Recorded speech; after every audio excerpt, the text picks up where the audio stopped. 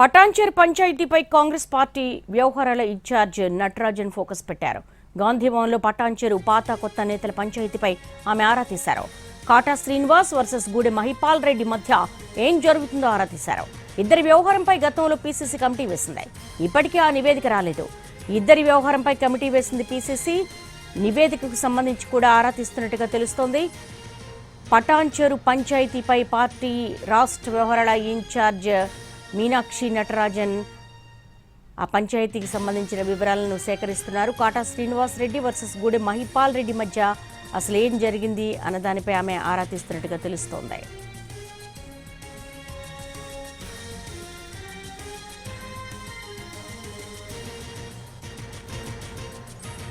Patancheru పంచాయతీపై Congress party రాష్ట్ర వ్యవహారాల incharge Natarajan focus పెట్టారు.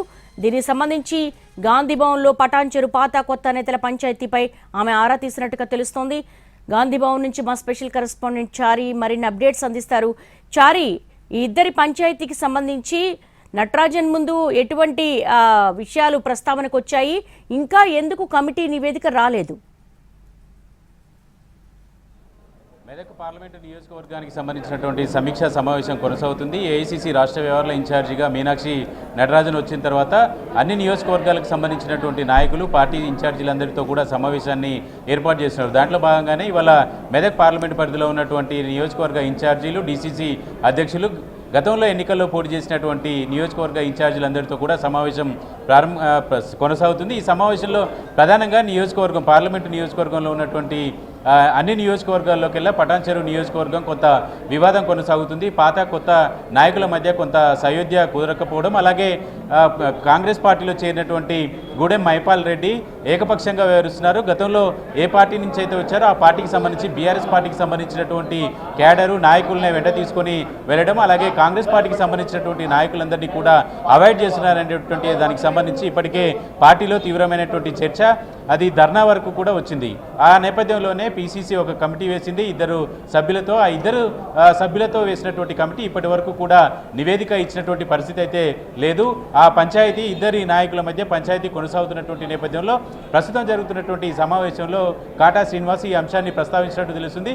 పాత కొత్త నాయకుల మధ్య సమన్వయం లేకపోవడం వల్ల నియోజకవర్గంలో పార్టీకే నష్టం జరిగేటువంటి అవకాశం ఉంది. కాబట్టి వీటిని ఇమ్మీడియట్గా సెట్ చేయాలనేటువంటి ఆలోచనతో కాంగ్రెస్ పార్టీ ఉంది. దీంట్లో భాగంగానే కమిటీ వేశారు. ఈ కమిటీ అటు మహిపాల్ రెడ్డి, ఇటు కాటా శ్రీనివాస్ ఇద్దరితో కూడా చర్చలు జరిపింది. కానీ పార్టీ జిల్లాలో ఉన్నటువంటి మంత్రి దామోదర్ రాజనరసింహ కావచ్చు, సీనియర్ నాయకుడు జగ్గారెడ్డి కావచ్చు, ఇలాంటి వాళ్ళని కూడా కలుస్తామని కమిటీ ప్రకటించింది. కానీ ఇప్పటివరకు వారితో భేటీ అయినట్టుగానే ఆ భేటీ సందర్భంగా వచ్చిన భేటీ తర్వాత నివేదిక ఇస్తామని చెప్పిందే ఆ భేటీ లేదు. ఇప్పటివరకు నివేదిక కూడా ఇవ్వలేదు. ఈ నేపథ్యంలోనే పటాన్చెరులో ఈ పార్టీకి సంబంధించినటువంటి సమన్వయలేమి కావచ్చు, పాత కొత్త నాయకులకు సంబంధించినటువంటి పంచాయతీ మీద ఈ సమావేశంలో చర్చించినట్టు తెలుస్తుంది. మొత్తానికి ఆ పటాన్చెరులో జరుగుతున్నటువంటి వ్యవహారాలన్నింటినీ కూడా సెట్ చేయాలనేటువంటి ఆలోచనతో పార్టీ ఉంది. ప్రస్తుతం ఈ సమావేశం కొనసాగుతుంది. కాబట్టి ఈ సమావేశంలో ప్రధానంగా ఎక్కడెక్కడ నాయకుల మధ్య గ్యాప్ ఉంది, కమ్యూనికేషన్ గ్యాప్ ఉంది అనే అంశాలన్నిటి మీద కూడా ఇన్ఛార్జ్ ఫోకస్ చేస్తున్నారు. కాబట్టి పటాన్చెరుకు సంబంధించినటువంటి ఎపిసోడ్ని కూడా వీలైనంత త్వరగా క్లోజ్ చేయాలనేటువంటి ఆలోచనతో పార్టీ నాయకత్వం ఉన్నట్టు తెలుస్తుంది. మహిపాల్ రెడ్డి వ్యవహారం కూడా పార్టీకి కొంత ఇబ్బందిగా మారుతున్నటువంటి పరిస్థితిని చూసాం. గతంలో ఎమ్మెల్సీ ఎన్నికలకు సంబంధించినటువంటి తన సొంత అనుచరుడిగా ఉండేటువంటి వాళ్ళతో నామినేషన్ వేయించడం, అంతకు ముందు జరిగినటువంటి వ్యవహారాలు, సీఎం ఫోటో కూడా ఎమ్మెల్యే క్యాంప్ కార్యాలయంలో పెట్టకపోవడం, ఇలాంటి అంశాలన్నింటినీ కూడా స్థానికంగా ఉండేటువంటి కాటా శ్రీనివాస్ గౌడ్ వర్గం అంతా కూడా ప్రధానంగా ఫోకస్ చేస్తూ వచ్చింది. అయితే ఈ ఎపిసోడ్ని క్లోజ్ చేయాలనేటువంటి ఆలోచనతో పార్టీ ఉంది. దానికి ఎప్పుడు తెరదించుతుంది అనేది ఇంకా సస్పెన్స్గా ఉంది. కాబట్టి మీనాక్షి నటరాజన్ వచ్చిన తర్వాత దీని మీద ఫోకస్ చేసి ఈ నాయకులకు సంబంధించినటువంటి కమ్యూనికేషన్ గ్యాప్ లాంటి అంశాలన్నింటి మీద ఫోకస్ చేస్తారనేటువంటి ఆలోచన ఉంది. కాబట్టి ఇన్ఛార్జిగా మీనాక్షి నటరాజన్ ఈ ఎపిసోడ్ని క్లోజ్ చేసే అవకాశం ఉందనేటువంటి చర్చ కూడా నడుస్తుంది. చారి, ఎలా చూడొచ్చు? ఎమ్మెల్సీ ఎన్నికలను బేస్ చేసుకుంటే మహిపాల్ రెడ్డికి ఏమైనా వివరణ కోరే అవకాశం ఉంటుందా, లేకపోతే నోటీసులు ఇచ్చే అవకాశం ఉంటుందా?